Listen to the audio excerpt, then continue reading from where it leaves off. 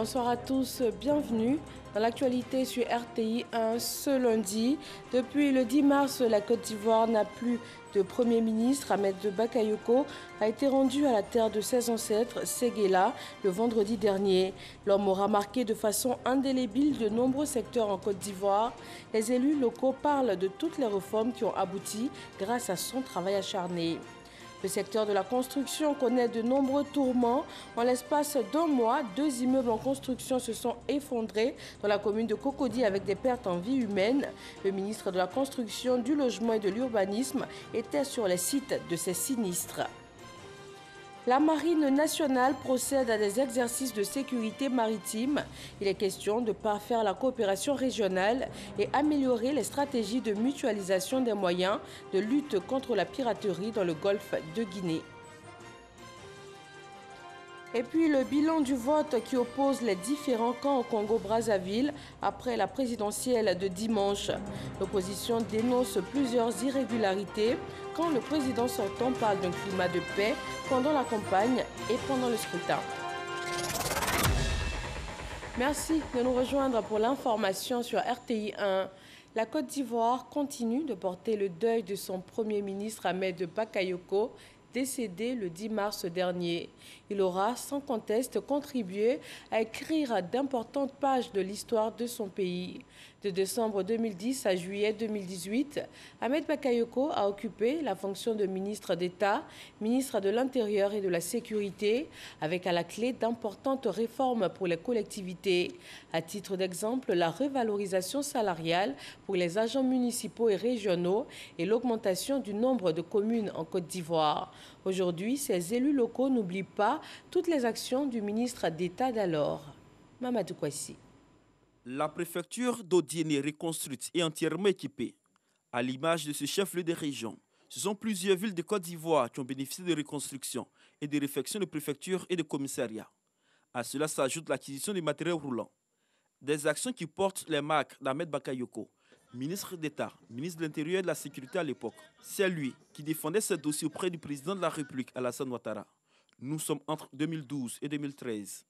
Il s'agissait pour lui de contribuer à l'instauration de l'autorité de l'État sur toute l'étendue du territoire aux sorties des crises qu'a connues la Côte d'Ivoire. Mais le corps préfectoral n'est pas le seul bénéficiaire de ces réformes initiées par Ahmed Bakayoko dans le cadre de la décentralisation. Les élections municipales et régionales de 2013 ont apporté beaucoup de changements chez les élus locaux. Il a contribué à restaurer toutes les zones dites CNO à l'époque aux collectivités territoriales. Et nous avons vu sa participation au niveau de la loi de 2013 sur les collectivités. Je prends le cas de la création de notre fêtière, la RDCI, à l'époque ARCI. À peine la demande d'agrément était rentrée à son bureau que les jours qui ont suivi, nous avons eu notre agrément. Il a même aussi aidé la fêtière à être une association d'utilité publique. Déjà à partir de 2013, au niveau de l'administration, pratiquement au niveau de toutes les collectivités, le ministre Ahmed Bakayoko a mis un point d'honneur sur la présence des fonctionnaires auprès des élus locaux. C'était un. Deuxièmement, toutes les mairies qui avaient été éprouvées par cette longue crise militaro-politique qu'on avait connue, en moins de 2 ans, Ahmed a travaillé à rééquiper toutes ces collectivités, à mettre en place toutes les entités qui permettent aux collectivités de fonctionner, c'est-à-dire les préfectures, les sous-préfectures, les commissariats. Nassireba Touré, maire de la commune d'Odiéné et premier vainqueur du prix d'excellence du meilleur élu local, se souvient encore de l'apport de ce prix initié par Ahmed Bakayoko. C'est un prix qui m'a galvanisé, qui m'a boosté et qui m'a permis de mieux faire. Et je peux dire que ça a payé puisque j'ai été réélu pour un 2e mandat en 2018. Aujourd'hui, à Livik aussi, Union des villes et communes de Côte d'Ivoire, l'on se souvient également des efforts consentis par le ministre d'État, ministre de l'Intérieur et de la Sécurité à l'époque. En tant que ministre de l'Intérieur, a contribué à la reconnaissance de l'Union des villes et communes en tant qu'association d'utilité publique, ce qui nous donne droit aujourd'hui à une subvention pour nos actions en faveur des villes et communes de Côte d'Ivoire. Aussi, c'est sous lui que nous avons, au niveau de l'Union des villes, pu obtenir un terrain en vue de la construction du siège qui va donner une autre image aux villes et communes. Dans les mairies comme dans les conseils régionaux, les agents de ces collectivités territoriales ont obtenu une revalorisation salariale et plusieurs autres avantages. Depuis 2013, le nombre de régions a atteint les 31 et le nombre de communes est passé depuis 2018 de 197 à 201. En une décennie, Ahmed Bakayoko aura laissé ses empreintes au niveau des collectivités territoriales de Côte d'Ivoire. Même en sa qualité de Premier ministre, il a continué, selon les élus locaux, à faire une part belle aux collectivités de Côte d'Ivoire. Il y a eu un programme à impact rapide qui a permis à beaucoup de régions de réaliser des projets pour nos parents. Pour en ce qui concerne la région du Nzi, nous avons bénéficié de construction de logements sociaux pour les infirmiers et sages-femmes, un centre de santé intégré à Lengbe-Kwasi-Blekro, dans le département de Kwasi-Kwasi-Kro, et 4500 tables.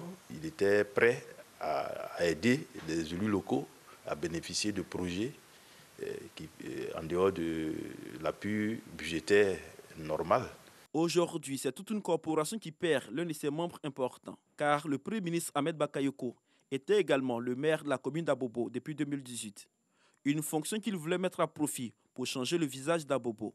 Mais hélas, la grande faucheuse est passée par là le 10 mars dernier, anéantissant ainsi les ambitions de ce grand acteur du développement local. En dehors de la Côte d'Ivoire également, on se remémore les actes forts de l'homme d'État qu'Ahmed Bakayoko a été. Le corps diplomatique accrédité au Ghana lui a rendu hommage. Un livre de condoléances est ouvert à la chancellerie de Côte d'Ivoire au Ghana. Moussa Konaté. La Côte d'Ivoire n'est pas seule dans le deuil qui frappe le pays. Les hommages au Premier ministre Ahmed Bakayoko sont enregistrés dans la sous-région. Le corps diplomatique accrédité au Ghana salue la mémoire de l'ex-chef du gouvernement ivoirien. Un livre de condoléances a été ouvert à la chancellerie de Côte d'Ivoire par l'ambassadeur Timoko Moriko. Une quarantaine de personnalités ont signé ce livre et ont exprimé leur compassion à l'endroit du peuple de Côte d'Ivoire. Également présents des Ivoiriens résidant au Ghana ainsi que des associations de partis politiques ivoiriens. Même climat de deuil et d'hommage en Afrique du Sud, l'ambassadeur de Côte d'Ivoire a procédé à la mise en berne du drapeau ivoirien. La communauté ivoirienne sur place s'est inclinée devant la mémoire du disparu. Didier Nguessan. Ambassade de la Côte d'Ivoire en Afrique du Sud. L'instant est solennel. Son Excellence Sakaria Koné, entouré de ses collaborateurs, assiste à la mise en berne du drapeau ivoirien en présence de la communauté ivoirienne en Afrique du Sud.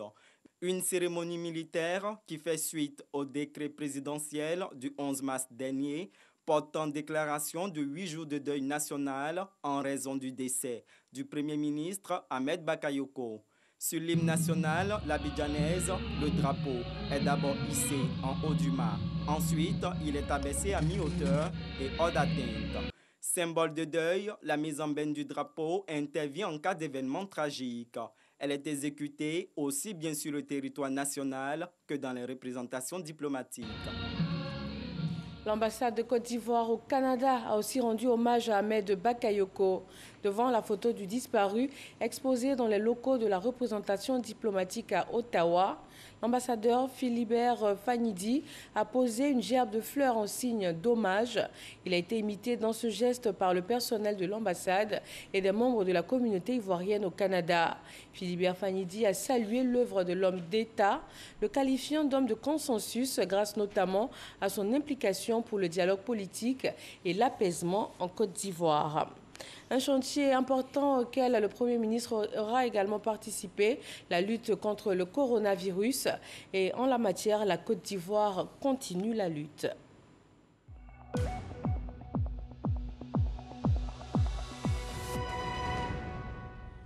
Le point sanitaire Covid-19 de la quinzaine écoulée du 8 au 21 mars 2021 s'est tenu au Centre d'information et de communication gouvernementale CICG. Le nombre de personnes vaccinées connaît une baisse suite à la controverse mondiale sur le vaccin AstraZeneca. Mais le ministère de la Santé et de l'Hygiène publique se veut rassurant suite aux nouvelles recommandations de l'OMS. Jean-Marc Djadji. Au cours de la quinzaine écoulée, la pandémie de la Covid-19 continue d'évoluer avec une augmentation de 5 123 nouveaux cas confirmés et un taux moyen général de positivité de 8,31%. En effet, de la quinzaine précédente à celle qui vient de s'écouler, le nombre de nouveaux cas a progressé de 61,81%. Les cas actifs ont également connu une hausse significative de plus de 52%.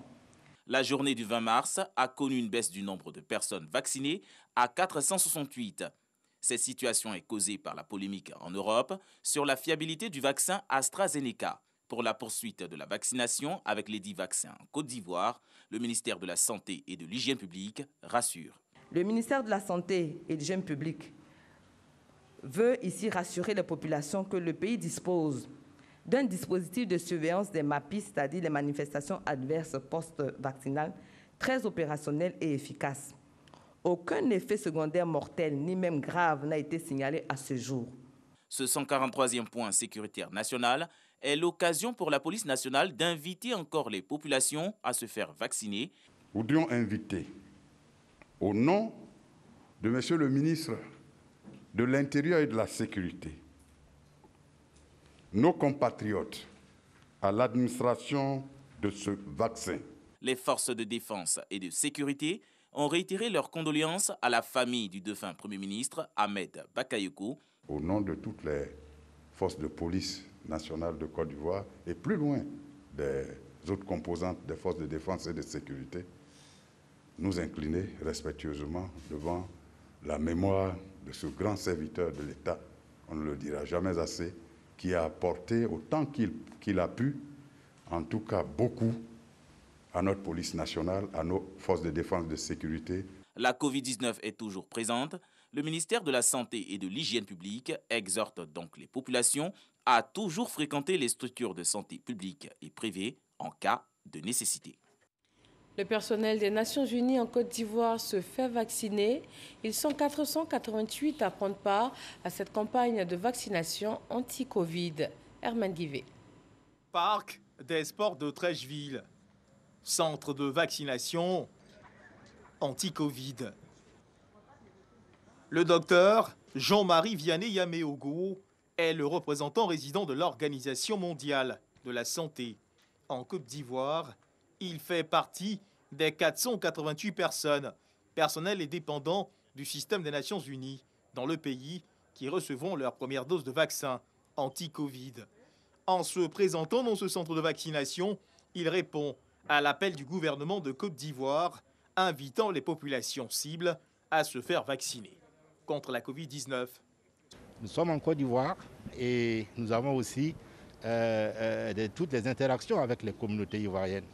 Donc nous sommes aussi dans la population éligible selon les critères du gouvernement. Et voilà pourquoi nous sommes là. Et lorsque nous sommes arrivés, vous avez vu que le circuit est extrêmement très simple. Il y a d'abord l'inscription et j'apprécie vraiment l'accueil. L'accueil est extrêmement important. Et là, c'est un appel à la population. Venez vous faire vacciner. Parce qu'il y a une inéquité totale du vaccin. Nous en avons la preuve. Et vous prenez votre première dose et après 4 semaines, vous venez pour votre deuxième dose. Dans les couloirs du centre de vaccination anti-Covid, l'action de vaccination suit tranquillement son cours.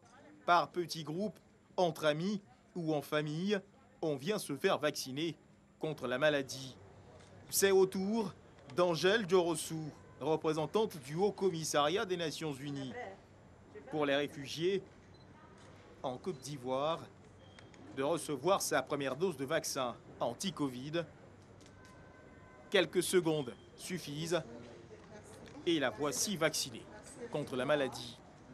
L'étape vaccination est tout à fait salutaire parce que ça fait partie des mesures pour se protéger et pour protéger les autres. Et donc je dis bravo au système des Nations Unies qui l'a mis en place, aux côtés du gouvernement de la Côte d'Ivoire. Le système des Nations Unies en Côte d'Ivoire, dans son ensemble, mobilisé pour prendre part à cette campagne de vaccination. Philippe Poinceau est le coordonnateur résident du système des Nations Unies pour le développement dans le pays. Nous sommes venus avec plusieurs chefs d'agence du système des Nations Unies qui correspondent aux critères établis par le gouvernement, c'est-à-dire soit plus de 50 ans ou présentant des pathologies à risque pour nous faire vacciner. Voilà, donc c'est un moyen pour nous de montrer l'exemple et d'inviter toutes celles et ceux, et ils se reconnaîtront, qui tombent dans cette catégorie fixée par le gouvernement, de venir et participer à cet exercice de vaccination nationale. Je crois que cet exercice est nécessaire. Ce n'est qu'à travers une forte immunité collective que nous allons pouvoir nous débarrasser en quelque sorte de cette pandémie et de ce virus qui circule.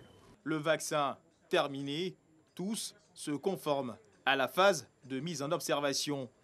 Histoire de s'assurer que tout va bien, ils passeront sans problème cette phase d'observation avant de brandir fièrement leur certificat de vaccination qui confirme qu'ils ont reçu leur première dose de vaccin anti-Covid.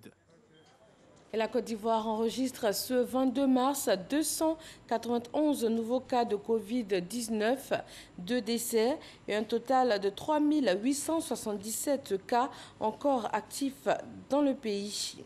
Également dans l'actualité ce lundi, le ministre de la Construction, du Logement et de l'Urbanisme, Bruno Nabagné-Koné, s'est rendu sur les sites d'immeubles effondrés dans la commune de Cocody. 2 accidents qui enregistrent au moins une dizaine de pertes en vie humaine. Le ministre a appelé les maîtres d'ouvrage à plus de civisme et de responsabilité dans la construction des bâtiments. Jean-Luc Bangbo. Des véhicules irrécupérables, totalement engloutis par les gravats. Des gravats qui proviennent de cet immeuble à la Riviera Bonoumé.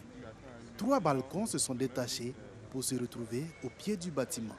On a entendu un bruit, un très grand bruit. Et quand on a regardé, par les fenêtres, on a vu que les voitures étaient sous les briques-et-routes. Donc on a couru. Le premier réflexe était de sortir du bâtiment parce qu'on ne savait pas au juste qu'est-ce qui se passait. Il n'y a pas eu de perte en vie humaine. Mariam est l'une des rares habitantes de l'immeuble que le ministre de la Construction, du Logement et de l'Urbanisme a trouvé sur place à son passage sur le site du sinistre. Dès que ça arrive, c'est le ministère de la Construction. Au-delà de ça, nous sommes des hommes, donc nous venons apporter notre compassion les Ivoiriens qui sont touchés. Même cas de figure à Riviera Anono, toujours dans la même commune de Cocody. Un immeuble de type R+5 en construction s'est totalement effondré le 12 mars dernier. Ici, les conséquences sont plus désastreuses. 13 morts, une dizaine de blessés et des populations encore traumatisées. Les enfants étaient traumatisés. Pendant une semaine, on a quitté ici pour laisser les policiers et tout le monde travailler. Mais bon, ça va maintenant. On a vu venir, on a même essayé d'avertir ceux qui étaient en train de construire que l'immeuble, mais ils nous ont dit qu'on n'est pas dans le domaine, qu'on ne s'y connaît pas, on ne sait pas. En fait, eux, ils ont pris déjà les dispositions qu'il n'y aura rien. Pourtant, tous ceux qui passaient par là disaient que l'immeuble, on voyait même en train de s'incliner. C'est un ministre particulièrement remonté après cette visite qui a reçu les journalistes pour une conférence de presse à son cabinet. Je suis révolté, comme tout le monde, sauf que moi, je fais en sorte de me révolter contre les personnes qui méritent notre courroux. Il n'y a pas plus responsable que celui qui construit. Celui que nous appelons, dans notre jargon, le maître d'ouvrage. C'est lui qui a la première responsabilité de la sécurité du bâtiment. J'allais dire, d'abord, c'est son intérêt à lui. Si c'est lui qui va habiter le bâtiment, c'est son intérêt à lui.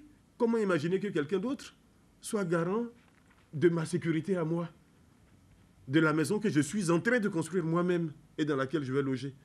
Bruno Koné a appelé les constructeurs de bâtiments à faire preuve de responsabilité dans l'exécution de leurs prestations. Tant que ces personnes qui construisent ne sont pas responsables, ne sont pas sanctionnées par rapport aux défaillances éventuelles sur les constructions qu'elles réalisent, ces personnes-là, on risquera malheureusement de continuer à avoir des cas comme ceux que nous venons de voir. Les défaillances avérées seront sanctionnées selon nos lois et la réglementation en vigueur. Tout est mis en œuvre pour traquer les constructions illégales. Elles feront désormais l'objet de saisies, a prévenu le ministre Bruno Koné. Leurs propriétaires, quant à eux, risquent des peines de prison allant de 1 à 24 mois et des amendes de 500 000 à 10 millions de francs CFA. La Côte d'Ivoire intensifie aussi la lutte contre les crimes économiques et financiers. Les agences chargées des enquêtes et poursuites pénales dans la sous-région ont entamé ce lundi une formation relative à ces questions. Il s'agit de renforcer les capacités des enquêteurs et procureurs, notamment dans les affaires de blanchiment, de capitaux et de financement du terrorisme. Lansine Bakayoko. Ces dernières années, les rapports d'évaluation rendus par le groupe intergouvernemental d'action contre le blanchiment d'argent en Afrique de l'Ouest, GIABA, révèlent un faible taux de condamnation et même de confiscation des actifs obtenus de la commission d'infraction liée aux activités criminelles perpétrées au sein de notre sous-région. Cette formation vient donc accroître la marge d'action des autorités en charge des enquêtes et des poursuites pénales. La multiplication des enquêtes, des condamnations, ainsi que des saisies et gels des avoirs illicites, pourraient constituer des armes capables de freiner, voire de décourager l'action des criminels pour rendre efficace la bonne gouvernance et le développement de nos États. Ces défis transnationaux commandent d'agir avec célérité dans une dynamique de coordination, notamment en matière de techniques d'enquête, d'opérations d'infiltrage, de retraçage et de recouvrement des fonds illicites, ou encore de maîtrise du cyberespace ou des monnaies virtuelles. Nous devons apporter une riposte vigoureuse et appropriée, non seulement en dépossédant les criminels du produit de leurs crimes, mais aussi et surtout en privant les terroristes de leurs moyens de subsistance et d'action par des cadres juridiques et institutionnels robustes. En avant-garde de la lutte, le gouvernement de Côte d'Ivoire ne ménage aucun effort pour venir à bout du blanchiment d'argent. Le blanchiment des capitaux affecte considérablement nos économies en réduisant les recettes fiscales et donc l'investissement public et partant la croissance. L'argent sale menace notre sécurité et plusieurs produits qui mettent à mal la survie de nos populations. Les travaux se poursuivent jusqu'au 26 mars prochain et devraient aboutir à une réorganisation du dispositif réglementaire pour une lutte intégrale et sans merci. La Marine nationale de Côte d'Ivoire procède à l'ouverture d'exercices de sécurité. Il vise à parfaire la coopération régionale et aussi améliorer les stratégies pour mutualiser les moyens de lutte contre la piraterie dans le golfe de Guinée. Abou Sanogo. Cet événement régional se jouera sous la coupole des États-Unis d'Amérique. Ainsi, pendant 7 jours, les marines des pays du golfe de Guinée devront manœuvrer en mer aux côtés des navires de l'Italie, de l'Espagne et de la France. Il s'agira de mettre en œuvre des scénarios conjointement conçus pour la lutte contre la piraterie maritime, la pêche illégale non réglementée et non déclarée, la pollution maritime, le narcotrafic, la recherche en mer et le trafic d'armes. En d'autres termes, à travers les exercices Obangame, le commandement américain pour l'Afrique, AFRICOM, avec l'appui des autres puissances et les institutions régionales, donne du contenu aux accords de Yaoundé pour atteindre des objectifs qui sont, entre autres, mettre en application les accords maritimes régionaux, tester l'interopérabilité entre les marines et entre les structures nationales, régionales, européennes et américaines dans un large éventail d'activités navales. L'exercice se déroule dans tout le golfe de Guinée, de l'Angola jusqu'au Sénégal. La zone qui nous intéresse, ce sont les eaux ivoiriennes, avec essentiellement 2 corps qui seront activés. Un corps, le corps principal à Abidjan et un corps secondaire à San Pedro. Un symposium aura lieu à l'effet, entre autres, d'examiner les options permettant de mieux intégrer tous les acteurs du domaine maritime, les partenaires internationaux et industriels dans les opérations. Dans le cadre de ces exercices Obangame Express 2021, la Marine nationale engagera, entre autres, 3 patrouilleurs, des embarcations type commando, un aéronef, des vedettes et 4 équipes de visite. Lutte contre le terrorisme en Afrique de l'Ouest, l'organisation non gouvernementale Lune d'Afrique implique la junte féminine. Plusieurs femmes issues des pays d'Afrique de l'Ouest se sont réunies. C'est une rencontre dominée par cette question importante avec un pan également consacré aux droits des femmes. Franck Wadio. Des gestes précis Un aperçu du métier de déminage et de désamorçage d'engins explosifs. Evelyne Touré est une experte sur les questions de terrorisme. Le but de son ONG est, entre autres, amener les femmes à s'intéresser à la question. On a connu les années précédentes des attaques telles que l'attaque de Bassam, l'attaque de Kafolo. Aujourd'hui, nous femmes, nous devons nous lever pour pouvoir vaincre ce terrorisme qui vient vers nous. J'attends beaucoup des femmes.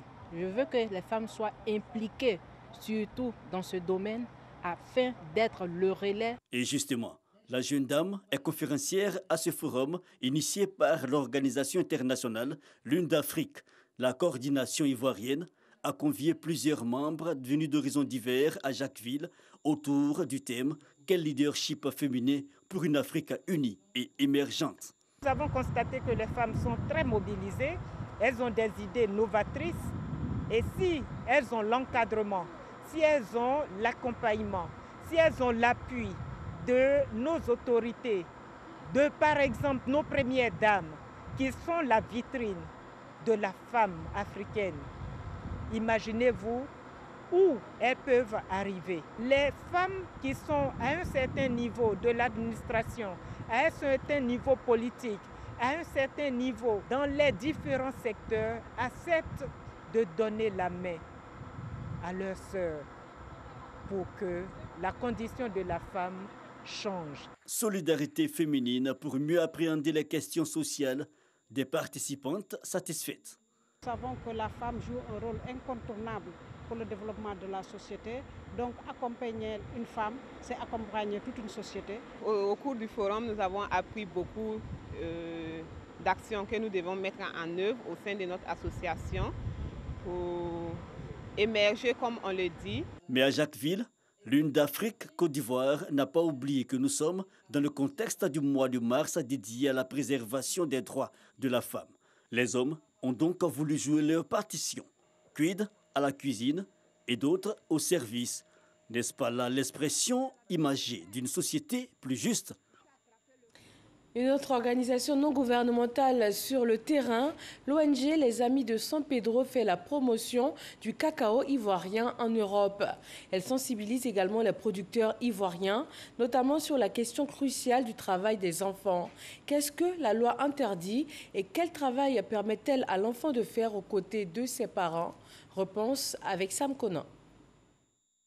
Dans le village de Bida, dans la sous-préfecture de Gabiagui, les producteurs de cacao ont été sensibilisés sur le travail des enfants dans la cacaoculture.